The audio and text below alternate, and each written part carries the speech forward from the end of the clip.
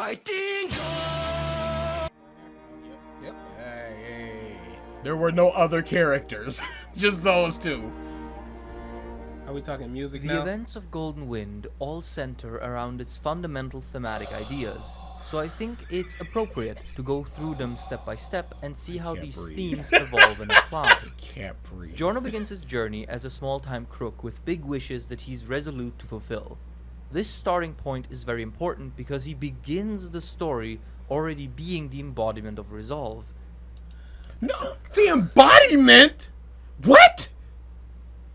How? In what way does he start the story as the embodiment of resolve? What? He just like, I want to do this thing. What's your plan? He trips into Bruno. Leaky Eye Luke he kills him by mistake, and then Bruno investigates it, and then he trips into it like, oh, this could work. What? He is, by all means and purposes, a pretty static character, but that is kind of the point. He is meant... It's not the point because he didn't start out that way. If that was always going to be the point, he wouldn't have started out as this animated character and then became a nothing. And also, he's just going... It's basically going, he's a bad character. Let's not go, he's a bad character. Let's go another series. This character's a bad character. But that's fine because he's supposed to be a bad character. It's like when people are playing Mass Effect 3 and they're like, oh, the main character is nothing, but he's supposed to be because you got to mold yourself on. Okay, you can argue that all day and night. Why would you? There's nothing to mold for Geo because you're not playing Geo. Absolutely He's just not. bad. steady, shining light that grounds and inspires. Stop saying he's a shining beacon light, Bush! Shut up! This is just the way he wants to see it. He's had this in his mind for so long that he's just like, well, this is just a fact now. And you can't change his mind because he's just talking it to the void. He's just going, he's a shining light. This is just a fact. Bruh, this is... This is terrible. His allies, and in some cases, even his enemies. His battle with Bucciarati and its resolution are a good example of that. Bucciarati had, prior to this fight, already lost faith and trust in the organization as he had found out that they were selling drugs as well. Giorno, being incredibly good at reading people after years of abuse, calls him out on his good nature and doubt of the mob immediately after incapacitating him, saying that their fight is over since Bucciarati is a good person. While it isn't treated as a huge moment at the time, we find out way later that it was an incredibly impactful thing for Bucciarati. Having both the fundamental... Josuke. Okuyasu goes, give me the answers I want. No, I will not. Fine then. I'm just gonna heal you and walk away. You are a threat. I'm gonna heal you because this isn't your fault that you're holed up and you might die, but I'm going to heal you. I don't know if you're a good or a bad person, but you're a person. A threat.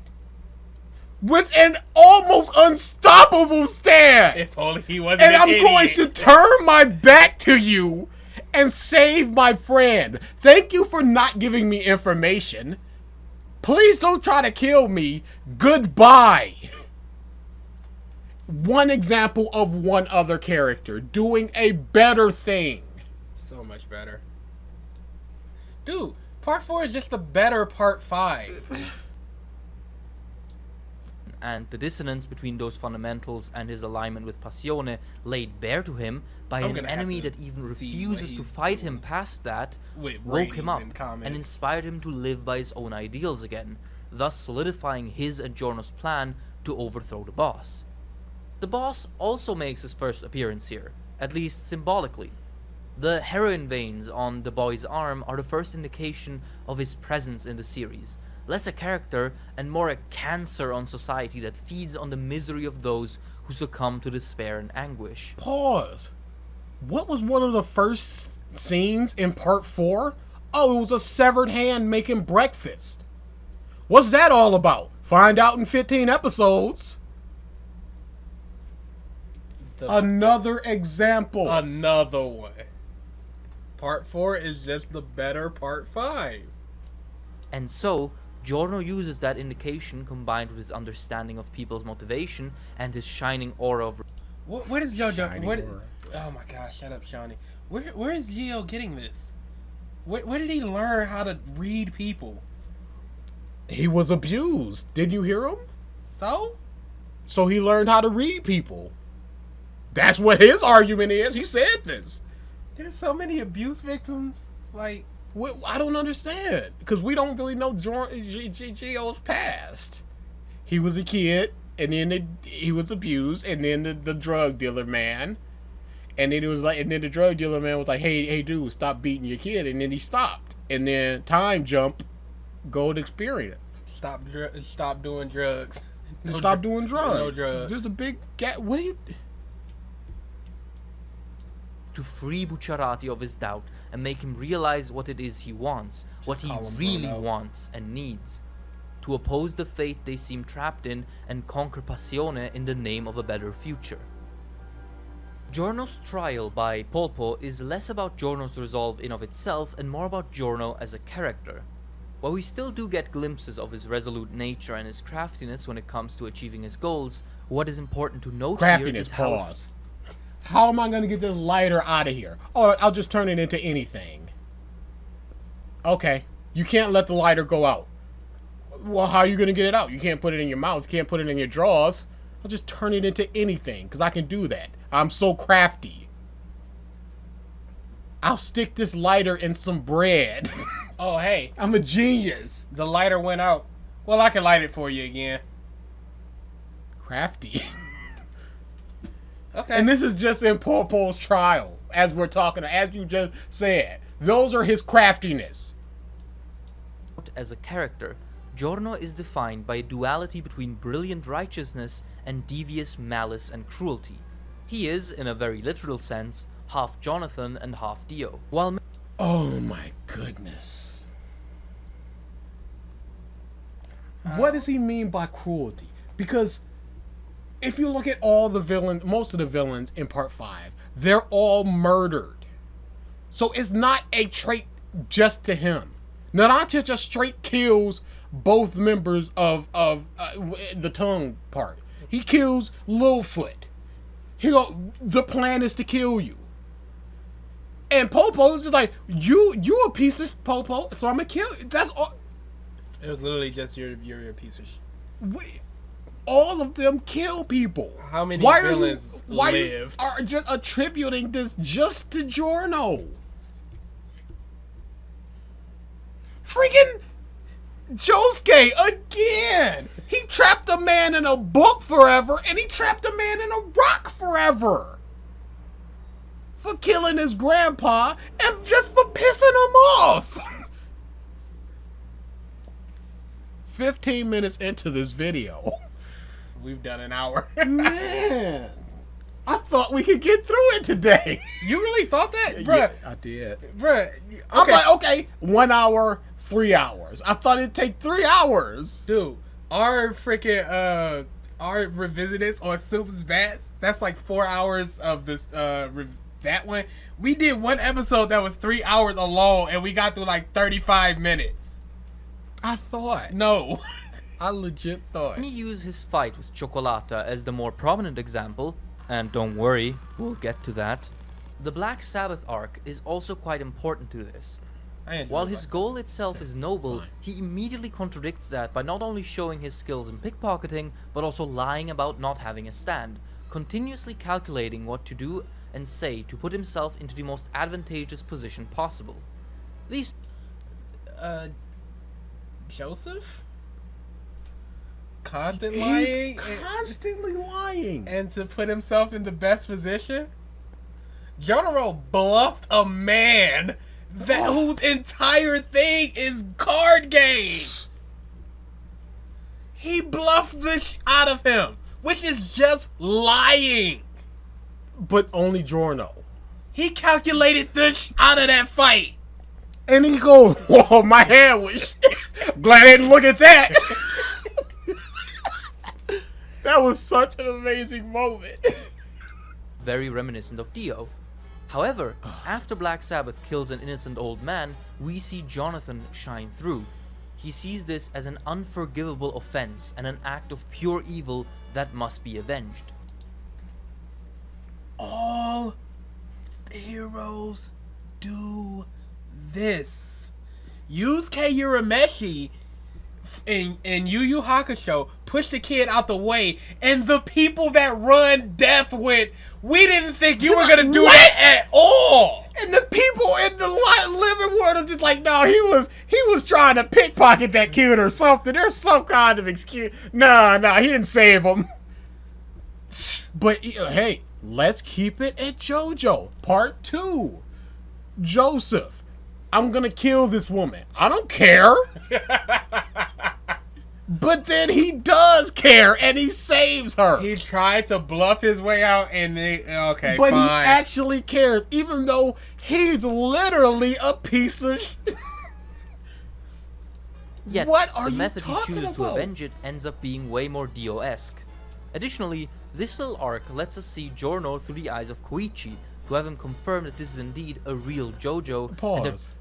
Has he ever like long distance gold experienced again? Because he was behind. Besides, Yeah. no, I don't think so. There's not a single time I can remember him doing that. How did he know when to deactivate that? Or reactivate it or whatever. Giorno shines with the same larger-than-life quality that his predecessors had. However, again, Diavolo is present here. While Lichiai Luca and Bucciarati seem more like small-time crooks like Giorno, Polpo is the first character that really starts showing how organized Passione actually is. Between the capos, the various cells and territories, this is our first indication of just how much of a task Giorno and Bruno have embarked on. Once Pause. No, it's not. Bruno explains this to him before Popo. What? Whatever. Giorno gets introduced to the rest of the gang, we get Oh, the guess we're first just bit done of there. pushback. Giorno isn't able to immediately connect with the gang and hits a bit of a speed bump. His reckless action during the soft machine fight does help them out, but it overall just reminds Abacchio of his trauma and infuriates him. Also, he doesn't quite manage to be of any real help to Mista during his fight with Kraftwerk, even though Mista is Why did probably he the say it member like he that? gets along with the best. This section is more used to contrast the organization we saw from Polpo earlier. While our first glimpse of Passione implied a uniform, homogeneous force, this arc shows a different picture. Infighting, rivalries, betrayals, and all that, even to the point of stand battles. Hell, the entire goal of this story arc is for the gang to get to Polpo's fortune, which would technically belong to the Mafia, steal it, then give it back to the Mafia in exchange for elevating Bruno to the rank of Capo. This shows the first cracks in Diavolo's reign. The Court of the Crimson King. Pause. Are you telling me that an organization has problems with thousands of members? An organization of literal just crooks. Crooks and superheroes, super villains with weird powers. Are you telling me that some of them would revolt? That there would be problems with? Dude, it's not this grand thing. I've never seen Godfather, but I'm 100% sure there were some problems in that. It wasn't just one big fine situation. There had to be at least one dude going, no, this isn't. Sopranos. No, only unique to this. Is not as united and invincible as it initially seemed. So while Giorno endures a bit of a bump by not being able to connect to his team members, he has shown a chance at victory Why would that be a at bump? just how unstable Passione really is. Again, a duality is present, and in this case, it presents Giorno with hope. Hope that is immediately complicated by the appearance of Trish Una, the boss's daughter. This presents a conundrum Trish. for Bruno and Giorno. The straightest path to the boss would be to use Trish as a bargaining chip. Yet, because they are both smart and righteous, they decide against it and instead protect her from the hitman team, La Squadra d'Esecuzione. No, that was their mission. Exactly. They're like, we're not going against the boss just yet. We don't know anything about him. Let's go up there, figure him out, then kill him. That's not what happened. That's not what happened. The only way they were going to get close to the boss was delivering this girl. Your mission is to protect her and get her here at this time. Okay, let's do that. We're so cunning. We're so passionate and Let's do exactly what we're told. all in hopes that they will still somehow get closer to the boss.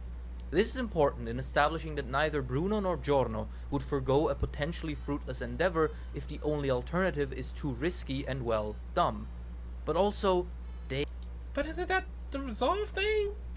Risky? Wouldn't it be more cruel to hold her hostage, as you said, as Giorno is? Or is that his righteousness overweighing his cruelty? And what's the barometer for that? they don't take shortcuts. They do their duty fully and don't just try skipping to the results. Sure, you can say that up for everybody. Do we have to go through all of the JoJos again? Now this is where Golden Wind properly starts. We already talked a bit about La Squadra in another video, so instead of talking about them individually, let's talk about their effect in the story to keep it breezy. I know y'all have places to be So and much. bread to earn. So much. Formaggio, as the first member of La Squadra to appear, does two important things. One, he raises the stakes significantly. Zucchero and Sale were tenacious and dangerous, of course, but they were only motivated by money and were dealt with relatively easy. Not to mention that they could be defeated without being killed. What? Bruh. That fight. Kraftwerk, Go ahead. he almost killed him. What are you talking about? That was a death. Because somebody didn't die doesn't mean it wasn't a death battle. Again, I'm going back to Yu. There's something called a knife edge death fight. And literally the only way to win is to kill your opponent, and Yusuke goes, not gonna kill you, I've already won. It is literally a death match. Done. Just because nobody died doesn't mean the match wasn't a death match. Kraftwerk had every intention to kill Mista. And Mista tried to kill him. There's a literal bullet in his head in the clip you showed. This stops being an option right here. Every fight after Formaggio is a death match with only one side being able to come out alive. Not only does this heighten the tension, but it also has thematic relevance. The main reason why La Squadra is so dangerous is because of their resolve. While the previous enemies were motivated by money, these assassins are catalyzed not just by monetary reasons, but by revenge, justice, and anger.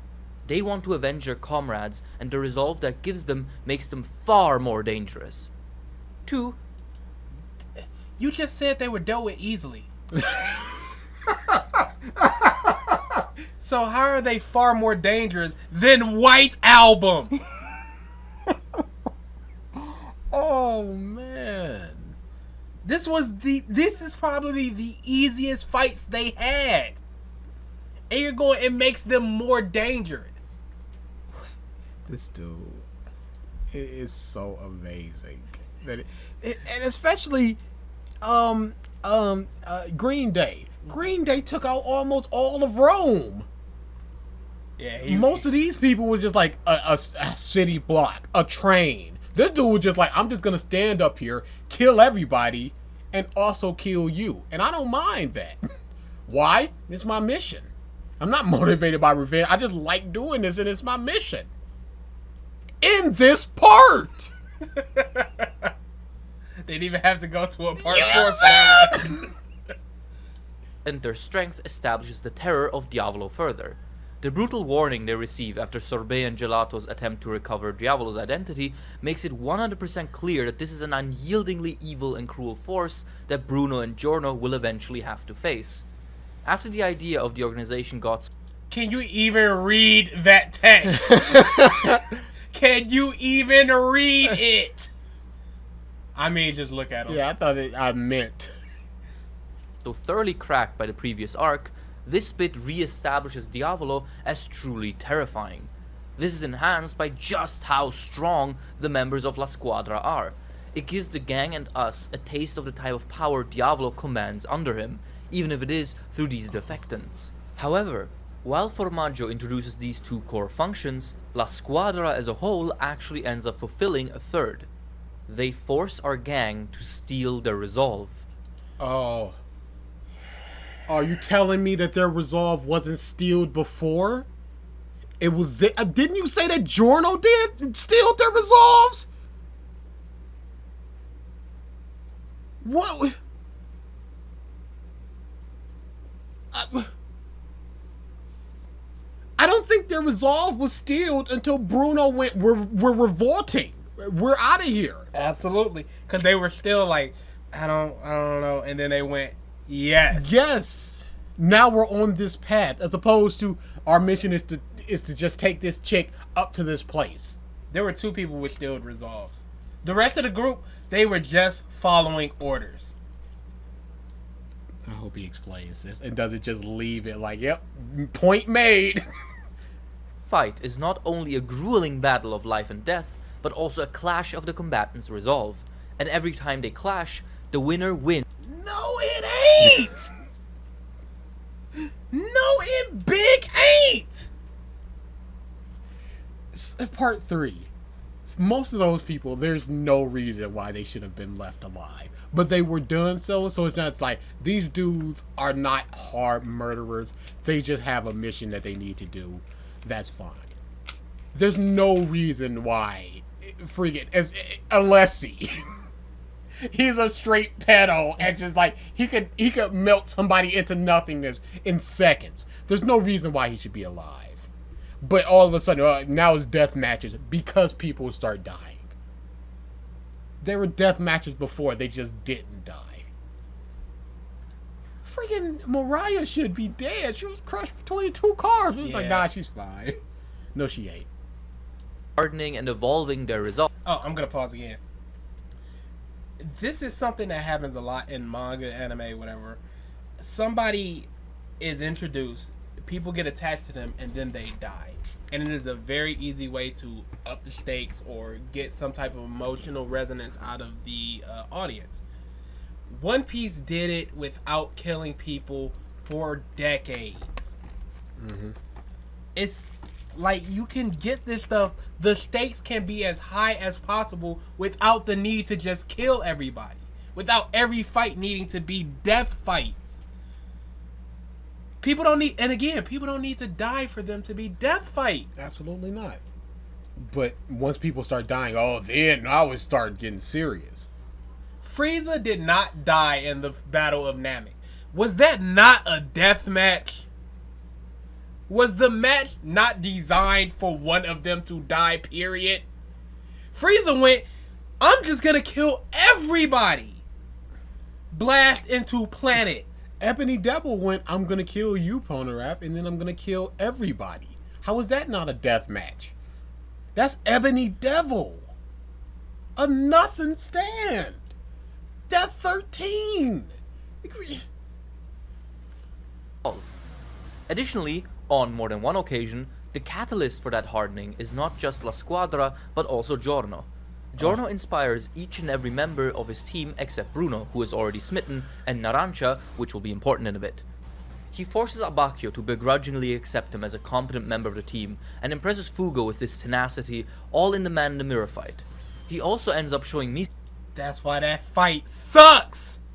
Because the camera has to constantly go 3 inches to the right to Giorno's face going, hey y'all, do this. And you're like, we should have done this. Hey, we should probably go find Fugo. Fugo, the mission. Away and reigniting his optimism and resolve, and allowing him to believe in reality again during White Album. In short, Giorno's shine makes the team slowly understand. Stop saying shine. Stop saying glow. How much of a beacon and force he is. This even beacon. extends to his enemies. In his only solo fight, his enemy, Babyface, is in awe at Giorno's rapid improvement and quick thinking and adaptation, and, inspired by it, grows and evolves himself to properly rival him. It's also... Pause. He went, oh, you're getting better? Well, I'm better now. How thematic. How great. Oh, you? I'm in awe. Me too. Me too. Me as well. In this section where we get to know all of the backstories regarding the Bucci gang. While they all basically deserve their own videos, what is interesting to note for today is that they have all been dealt a bad hand by fate. Some through factors directly outside their control, some through bad decisions they have made, and some through the cruelty of their fellow man. And through these bad hands, each of them received their own personal hurdles that they eventually either have to overcome, to accept, or be swallowed by. It's part of achieving the resolve they will eventually need, and while some succeed, others don't. Do we have to go into part 6 about how everybody also had a bad hand? Terrible hand. But no, only this part. Jolene literally was not even the plan. If it wasn't for her being the daughter, she would have lived a happy life. But it's like, we're only getting you in here to get to him. Hermes, her sister was murdered. And she went, well, the only way to get to this dude is to go to jail and kill him. They all had bad pasts. What are you talking about? What? As the members of La Squadra start dwindling to a single remaining member, there is hope. Giorno and Bruno have now seen that they can, through combined effort, overcome even those said to be the elite of Passione before their betrayal. They could beat them, and maybe, just maybe, that means they can beat the boss as well.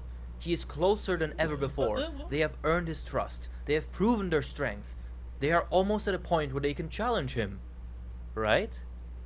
And then, King Crimson. Well, technically they didn't have to earn his trust or anything. They could have, if there were no obstacles, nothing would have changed. Because he wasn't like, good job beating all those people getting here. He just went, cool. Thanks for the daughter. There was no trust. The mission was complete, and that's what he wanted.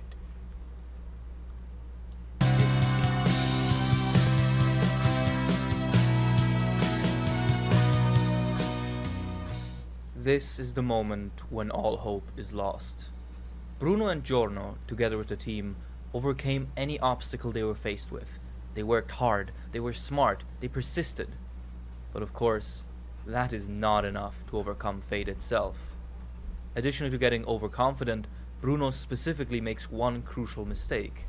He forgoes his usual calm and calculated strategies in favor of a passionate, emotional reaction to the boss's real intentions. While his resolve to be just is certainly an important and good quality, this time it bites him in the ass. Instead of considering any alternatives, he rushes in to pursue the boss after he harms Trish. Pause. What was the other alternative? Exactly, because if he goes out and goes, everybody, let's rush this dude. He goes back and Trish is dead. He accomplished what he wanted. He saved Trish. What? He did what he wanted. I don't understand what he's talking about. And even in that fight, he was doing his best to calculate everything.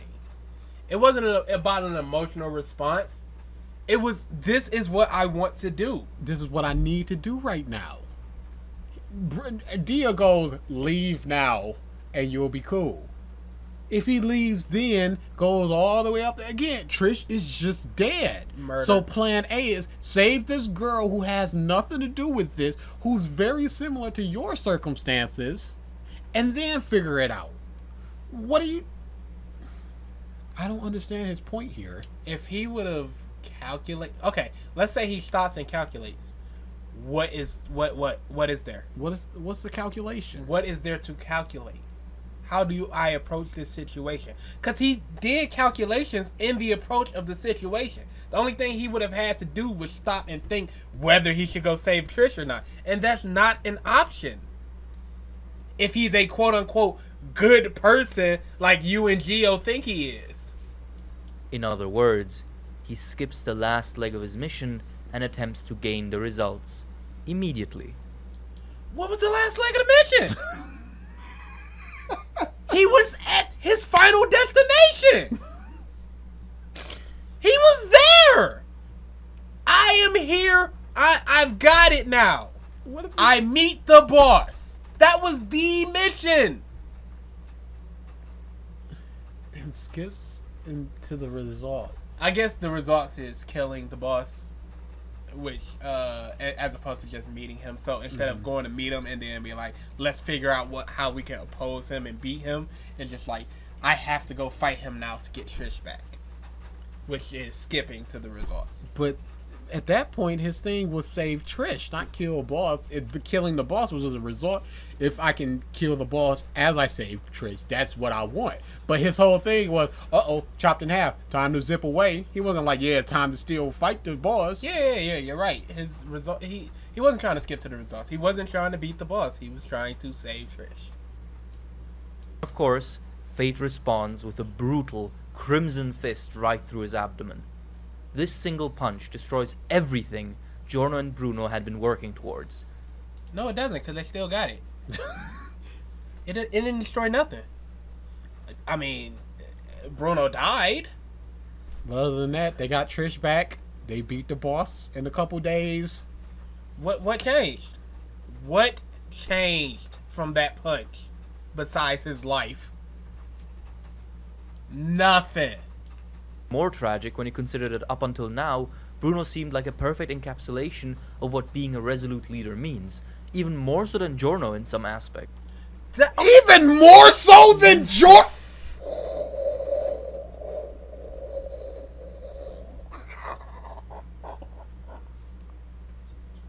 See, that's his mindset right there. But that's all Gio and Part 5 fans' mindset. Giorno is the actual leader, despite the fact that Bruno is absolutely the leader. He saved all of his crew. He's been leading them for presumably years. But now all of a sudden, this dude with no leadership quality comes in and just goes, he's a better leader. Oh, look at Bruno, showing traits of a leader even better than Giorno sometimes. How could you say that? That's so ridiculous. I don't even know. I don't even remember what my original point was, because that just overtook all of what I was about to say. What are you talking about? Bruno's been leading everybody with plans. Gio has been reactionary. If something's happening to us, we need to do this. That's so ridiculous that he would say that. But like Icarus, he saw the sun and got closer than he should have, and in turn came crashing down much too soon. He went to go save Trish. He did not go, time to kill the boss. He went save Trish. And he saved Trish. Still accomplished what he wanted. He didn't go, oh, the boss is getting sucked into that turtle. Let me zip the turtle into a million pieces so he can never come back. He went, I'm going to get this turtle away from me. And he did. This scene is also important for Diavolo, as it's the first time he properly interacts with the main cast and the story itself. The scene pushes all... No, he doesn't. How is that important for him? Well, he's going to explain it, quote unquote. King Crimson interacts with them. Dia don't do shit. They still don't know they don't know his personality. They don't know what he looks like. King Crimson interacted with him. All the subtle He is his stand. Bruh, he's his stand. build up around him into the forefront. Now both the cast and we get to witness what exactly they are up against. What The is absolute that? state of society and What fate happened? itself. He is the status quo. He is reality. He is the boss. And you cannot overcome him with just fighting hard. There is something the gang... They fought hard and overcame him. With That's- their resolve. That's what happened. This is literally what they did. You know what? Part 6, the status quo was the world is turning so fast that it's going to rewrite reality. They didn't overcome it. No. They all died. And then they went... And then it was just like, Past. your brother, who you murdered, is the one murdering you now. You did this to yourself. As opposed to, this, I now have this unbeatable stand that I don't know what's happening. And you just die forever. is missing. Something Done. essential they will only discover further down the line. And so, their journey ends here. Or it should have, had it not been for Giorno. While it isn't directly his resolve that brings Bucciarati back, it is Gold experience, the embodiment of his soul and being, which returns Bruno from the afterlife. And Bruno himself later states that Giorno was who revived him, not just through Gold experience, but through his words of resolve back in Napoli. Pause. No, it was literally through Gold experience and his own resolve. It wasn't like, oh, I'm dying. Oh, my hole in my chest is fine now. Well, I'm still dying, but I need to fix them. Oh, but I'm still dying. Oh, but then Giorno did say that. Okay, I'm back now. No, I think if anything, it would go fixed hole in chest. Now I need to lead my group. Oh, and Giorno also said this. That's the third thing, maybe. So Giorno just had no words for Narancia, huh? Why didn't he come back? Just no words for that man. Because he needed his body back. Instead of the journey ending, the gang is confronted with the most important decision and one of the key scenes of the part. The betrayal at the boat. This scene is a turning point for the characters as it represents the test of their resolve. Narancia was the Will best. they be able to best. overcome their weaknesses and anxieties and be able to face life, fate, and the boss head on in the name of their ambitions? Or will they be Not held Fugo. back and retreat? One answer. What were their ambitions? Serve Bruno. We know what Narancia says that exactly. He's like, give me the order and I'll do it. That's his whole life. I'm starting to believe in Giorno more though. They don't have anything but the mission. To the point, Narancia had something. He goes, I'ma stop being stupid and go to school. He was gonna turn his life around.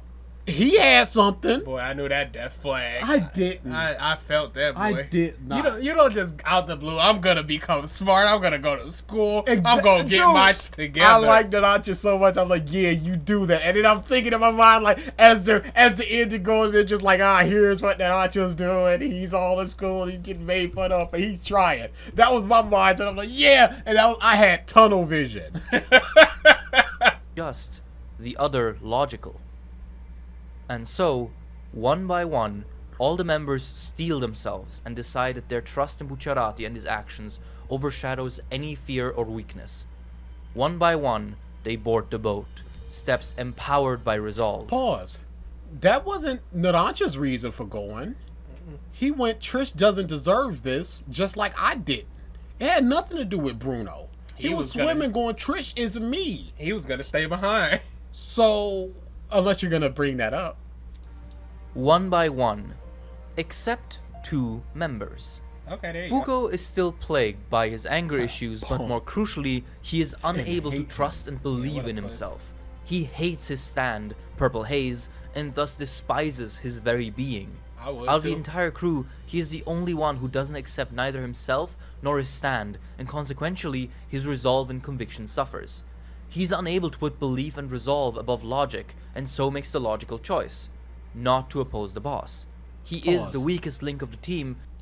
Sure, he's the weakest link because he himself, he doesn't act to improve. Giorno improved his entire stand in one fight. 5 minutes. Are you telling me that this dude can't go out in the forest for 10 minutes a day and just goes, I'm going to try to control this? Like he basically did in Purple Haze Feedback, where he improved his stand in like 5 minutes? He doesn't improve because he ain't working for it. So he sucks because he sucks. And now we're supposed to feel for this dude for not working, for not trying? Poor him? No. Stay back there, you punk. Sense for him to stay behind. Additionally, this decision is enormous and important, so to properly sell both the danger and the immense dedication of the other members, someone had to be left behind, and it makes sense for it to be Fugo. While Fugo is held back by his inability to accept himself, Narancia is held back by his need to depend on others and his insecurity. Narancia is by far the most immature member of the group, and that is also reflected in how shaky and unhardened his resolve actually is. Even though he bests Formaggio, he doesn't actually do much during the Squadra arc besides that. And, more crucially, he never gets an inspiring moment with Giorno. Oh my Why does he need it? Why does Giorno need to inspire these pieces of shit? Why does he need to inspire him? That's I have never heard no shit like this. These people can't do nothing unless they inspired by the main guy. Unless Giorno goes, you can do it. And then he go, you know what, I can. It's like the end of Danganronpa where it's like, we can't win. Throw hope. Yes, we can. You're right. That's all he is. Why does he need an inspirational in order to trust these people that he's known for presumably years, that he's fought with? This is gross. That's disgusting. Because the resolve is, much like him, yet underdeveloped and immature, he hesitates getting on the boat for too long and misses his chance to follow Bucciarati. Only after seeing Trish be hurt by the world and betrayed by her kin, similar to him, does he receive the resolve he lacked. Why was her hand zippered? Why didn't Gio just go, alright, you good? Because that needed to happen. You know what? That doesn't make any sense because Bruno, he sees Bruno laying there. His zippers start disappearing. He looks to Trish. Her arm zipper disappears and blood starts flaring out from her detached arm. So does he heal Bruno and then just go, okay, let's go. Oh, wait a second. Let me zipper her hand as opposed to you healing it outright. Because that needed to happen. The human heart is hardened by the empathy for others' pain.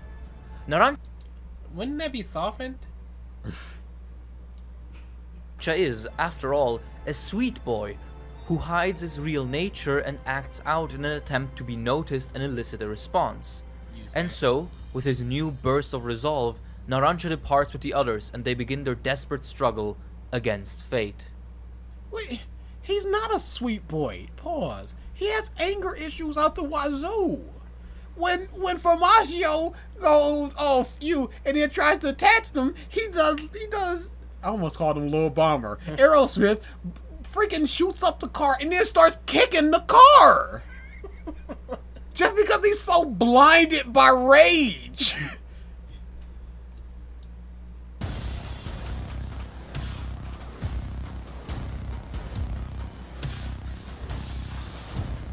We're going arc by arc now.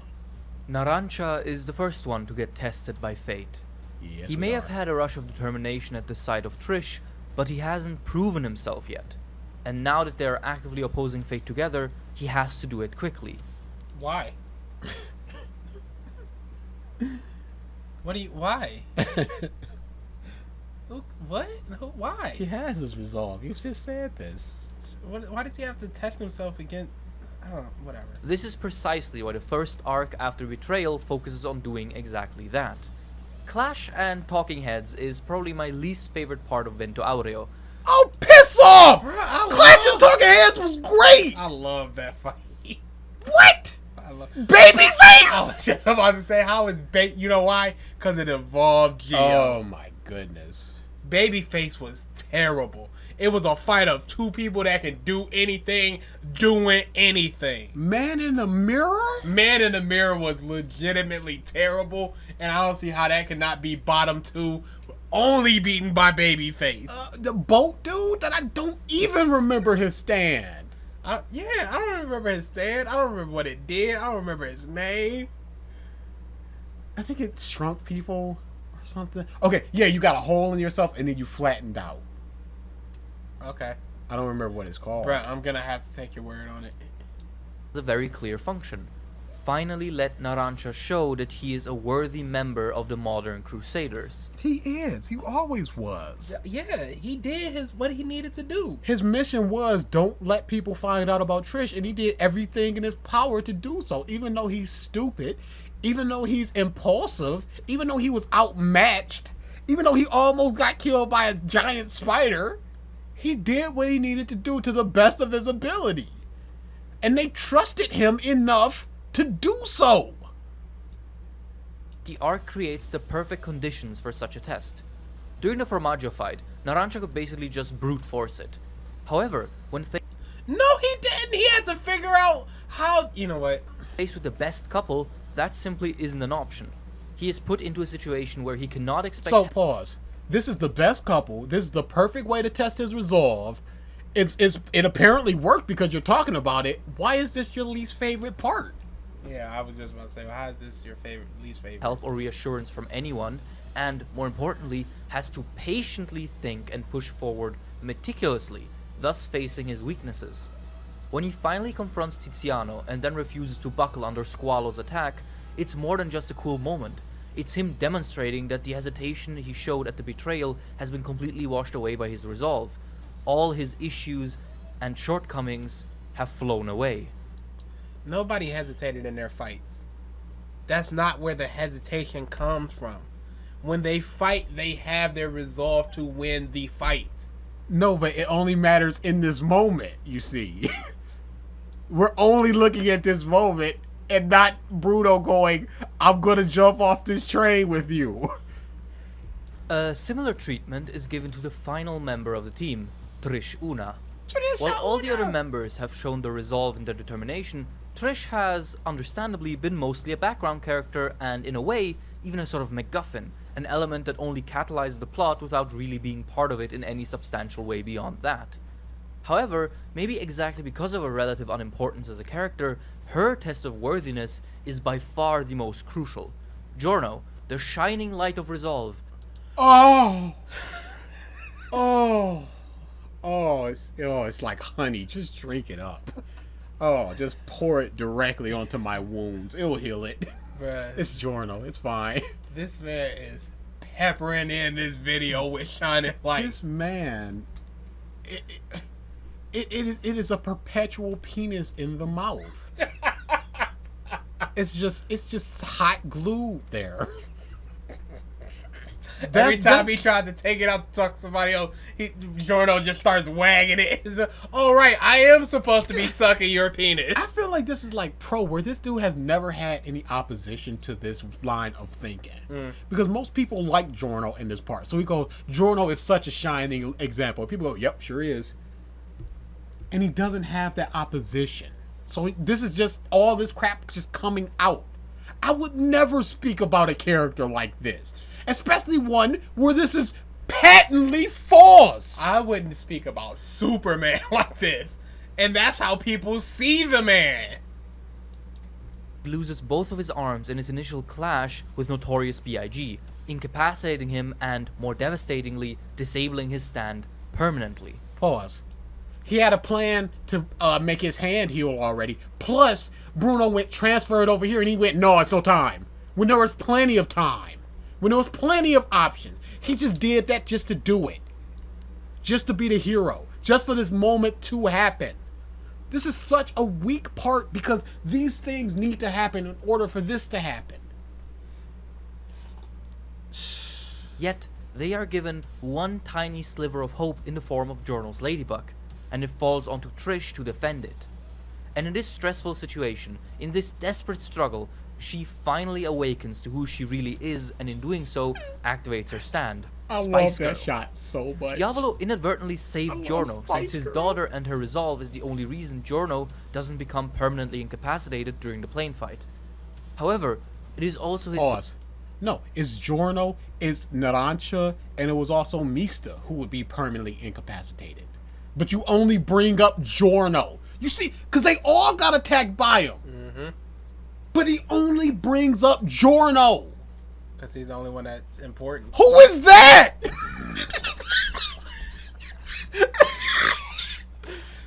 Dia doesn't look like that. daughter's awakening that leads to Diavolo deciding to take action himself, in a way awakening as well. Shut up. Oh, we're just brushing over Trish? Yep. Let's make this the last chapter for this one. Man!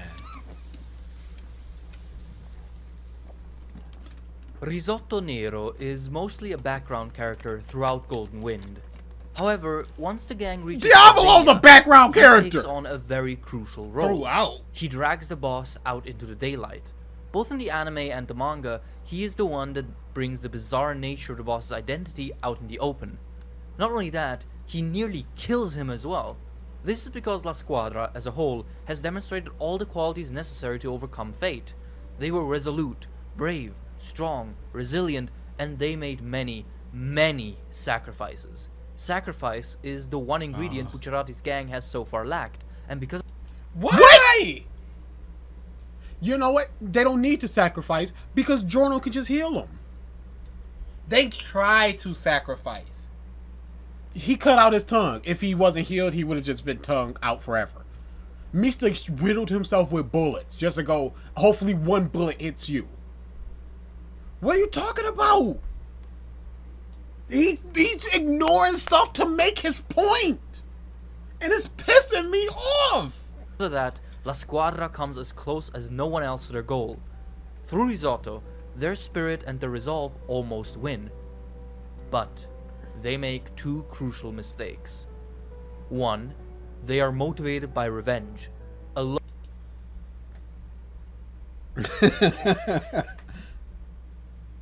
is that? So? So? Yeah, what? Whatever. Okay, so one is motivated by revenge and the other is Bruno is too! I was just about to say that. Bruno is literally motivated by revenge. But I guess that just doesn't count here. Lower, crude motivation, lacking the nobility and dignity of those who are truly capable of overcoming fate. Yusuke, you know what? Let's keep it JoJo. Let's keep it JoJo. Part 4. Yosuke is motivated by revenge for his grandfather. And it makes him stronger. Wow. Easily done. Rohan is motivated by revenge of that girl. To find Kira. Wow. The priest in part 6 is No. Hermes. It is motivated by revenge because he wants to get the Dio thing. Hermes is literally motivated. Her arc was called The Kiss of Love and Revenge. But we're just ignoring those things. Revenge. Dio is motivated by revenge. Revenge is a great motivator. It's not crude. It's fantastic. It motivates the out of people. And 2, on the final stretch, Risotto fails because he becomes overconfident. He, thinking he has already won, boasts about how he will kill the boss, thus betraying the credo of La Squadra. What was the credo? I honestly thought he was gonna say it. I did too. I don't was know like, what yeah, let's attack this. I don't know what the credo is. It's credo, but Revenge. But he was enacting his revenge. I don't know what the credo is of the team. Similarly to Bucciarati, is in too much of a hurry and in his quickened pursuit of victory ends up neglecting his own method and process. He, a mere jester, dares to sneer at the Crimson King in his own court, his own hometown. And so, the king brutally, suddenly, but rightfully puts Risotto and all of the Hitman team back in their place, ending their little rebellion. Pause. He wasn't overconfident. He was just like, well, I've already enacted my stuff. Spikes and scissors are going to explode from you in like 2 seconds. So what do I need to do? What am I going to do? Hit you with a rock? His revenge was already there. He wasn't overconfident. He was winning. He had won, basically. He would have won. Oh. So far, the gang has done the exact thing they did during the first half. They fought, they pushed through, they persevered. But as King Crimson showed them and us, that is simply not enough. Courage, resolve, strength, perseverance, those are all important, but when tasked with opposing fate, the main deterministic force of the JoJo universe, the team so far lacks that one crucial ingredient that will give them a chance. Sacrifice. As the brutal battle on Sardinia ends, Bucciarati's gang does the last thing they need to legitimize their claim to victory. They endure a sacrifice of their own. This is not needed. No, it's not. Because if one person is trying to go against fate, what's there to sacrifice? If they've got all that stuff, that's what they need. Sacrifice does zero except puts an emotional resonance on nothing. And the entire sacrifice. Bucciarati dies, and then he's brought up maybe 2 more times. What did his death serve other than them going, he can't help us anymore? That's all it was. It wasn't a motivation for anybody. Leone Abbacchio is probably, at this point, the most fragile member of the team. While he did have enough resolve to board the boat, his resolve comes entirely from his belief in Bucciarati and subconsciously even a bit in Giorno. And while gaining resolve from someone else isn't a bad thing, having your determination based solely on another person makes resolve kinda half-assed. It doesn't come from you or your heart, and that is exactly Abbacchio's problem. All of his belief is external. He sees no value and finds no resolve from himself as a person. Thus, he is the... Where are you getting this from? I was just about to ask that. I was racking my brain like, what's the evidence for this? Because he was like, yep, I'm just going to cut off my hand and then float it on over to Giorno. And then you kill me. What? I don't understand. That was a sacrifice. Whatever. I was trying to think. I didn't want to just blurt out, what's your evidence for this? But I couldn't think of anything. I don't understand where your evidence is. I was racking my from. brain like, here's the 3 scenes that it was important in. weakest link at the time and the first to go. However, his sacrifice is also what redeems him. In the last few moments of his life, his stand produces the one thing that can help the gang fulfill their mission. And the stand is, as we know, a true reflection of the soul. So, in the last moments, the moments that really matter, Abbacchio shows his ultimate resolve and so proves to us and to himself that he didn't need to become resolute or reliable at all. He had been what he wanted to be all along. He simply didn't see it. But in his final moments, his very soul instinctively does the right resolute thing. Pause. How do you know it's instinctively? What evidence are you showing for that? In Caesar's last moment, he went, I'm going to die, but I'm going to complete my mission. What do you... Resolve, you're only applying this when it matters. And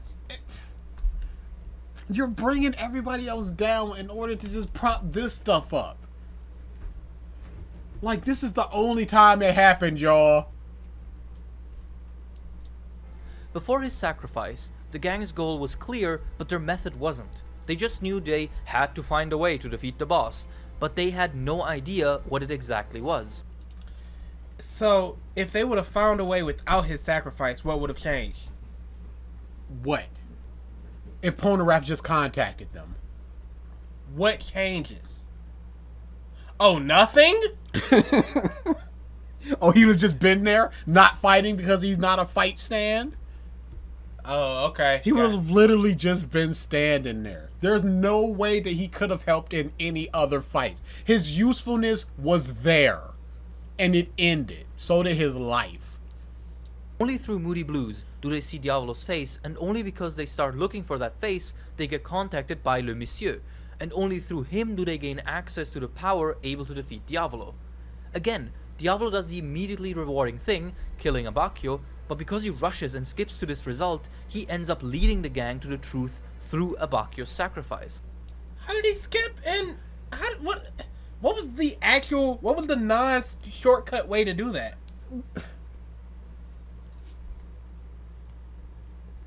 I have no clue.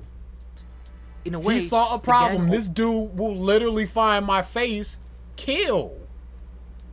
Now, if he had gone, I'm going to pick them off one by one, that'd be another thing. But he just went, I'm going to kill this dude who's the biggest threat to me right now. And then I'm going to figure out a way to kill everybody else. You know what? I'm not even going to do it. I'm just going to call in Green Day. And he'll do it. Oh my goodness. Had a result in mind, but only through Abbacchio, the final piece, did that result receive a process. No. Again, if he would have saw King Crimson's face and lived, nothing changes. They didn't need the sacrifice to get the final piece. It just so happened to work out that way. If he would have lived after that confrontation and showed them his face, everything remains the same. This is Diavolo. Okay, now we just gotta search for him. It's not like It's not like Diavolo walked right by him. Doppio did, but Doppio's not Diavolo. There's enough of a difference that it's just like, nope, that's not him. Because Polnareff was just like, there was just a kid there. That's not the kid. So there's enough of a difference. It was just like, this is this dude's face. Nothing changes. They still would have searched for it. They still would have had Polnareff. He didn't need to sacrifice. Afterlife. But his usefulness had ended there because he's literally not a fight stand. He's a utility stand. And he couldn't have helped any other way.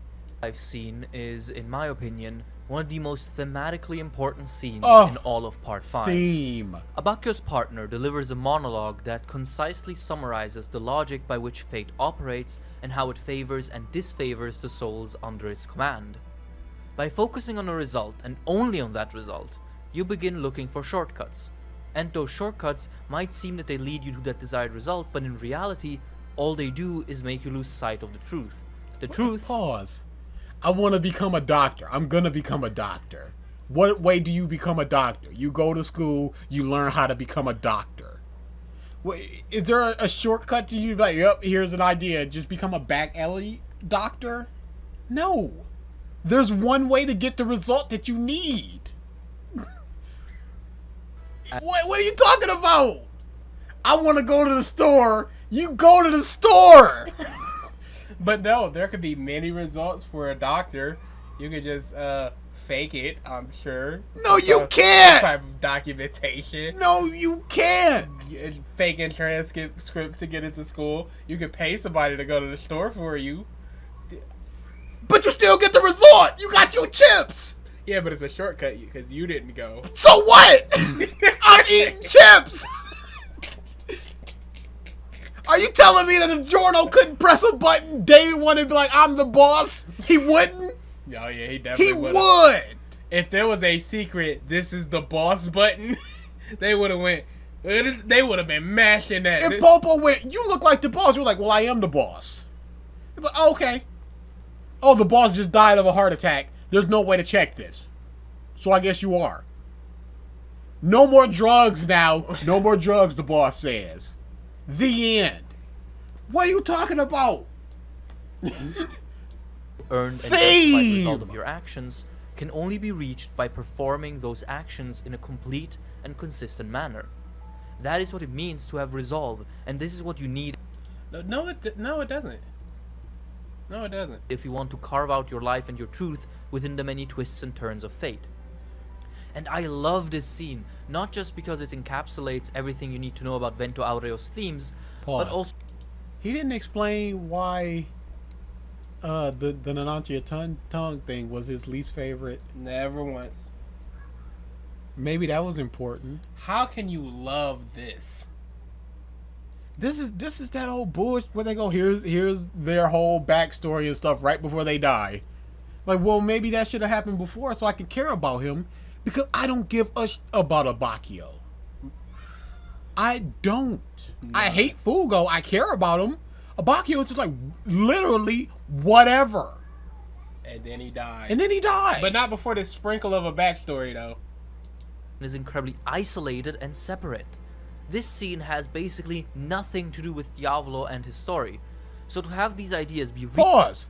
What did Nanancha's backstory have to do with Diavolo? Oh, nothing. Oh, okay. What if Fugo's, where he was just a rich dude that got diddled? No, nothing. Nothing? Nothing? Oh, that just took place in a school in basically one room until he killed that dude. Oh, that had nothing to do with Diavolo. Oh, okay. Be emphasized in such an obscure corner of Vento Aureo's story makes these words feel like universal concepts within the world of Golden Wind, as if these are concepts that are always countable and palpable regardless of where or when. This makes later events feel a lot more in line as well. Part 5, and most of JoJo, shows us an image of a deterministic, stone-carved destiny that you can only oppose and change when you follow a very strict and very defined set of rules and guidelines, and it's here where these guidelines are spelled out directly. But because it's done in this afterlife scene of a character that really doesn't matter past this point, it doesn't feel like exposition and flows naturally into the world building. No. Because they literally stopped the story to do this. Like you said, it has nothing to do with Diavolo, the main crux of the story. And it's literally 2 panels before he dies. So we're learning all about this dude and his resolve and hope and light and all this other happy horse. And then he dies. And then we don't talk or think about him again. Abbacchio's death hits the gang hard. Giorno does his I don't know signature why. tremble. Naranjo Signature trip. This is sad face anime tremble. This dude, he so much on Giorno's penis. And he's just like, he's got a signature tremble. What are you talking about, dude? Boy. Are you telling me that they all weren't trembling? What are you talking about? Those balls must This be dude tasty. loves Giorno so much. I wish I could love anything as much as he loves Giorno. Because this man could do no wrong. He's the shining example and the shining light for everybody and everything at all points. Has he mentioned a flaw? No, because all the flaws turned into positive. Yeah, he's a static brick, but But that's the good. point. Oh, he's cruel, but that must make him good. Signature triple. He falls apart, and Bruno stoically moves forward, as he always does, and even bleeds one final time despite his His lip is trembling! Loss and sorrow are inherent and intrinsic parts of being human. Mista, while Maybe seemingly don't do the composed, word before you has say his the calm word. demeanor recontextualized later on. He is clearly holding What's back. that? Trish is trembling? Nonetheless, this represents both a tremendous downfall for the gang, It's a but lot of also trembling glimmer there. of hope. Through Abbacchio's actions, they receive the bust of the boss, which leads them to Polnareff, their first real fighting chance. Again, if he does not die, they still get the bust. So that sacrifice does not steal their resolve. The resolve is the exact same. Whatever the wins you need to change your fate, sacrifice is not part of If it. Zeppeli doesn't die, they literally die. They literally die. And Shinjeki, their whole thing is let's avenge Shinjeki. He got us to this point. Why? Again, tunnel vision. Only this. I can keep saying that, and it keeps being true. All right. Wait. Let's see what this is. It's just Crescendo Part 2. Okay.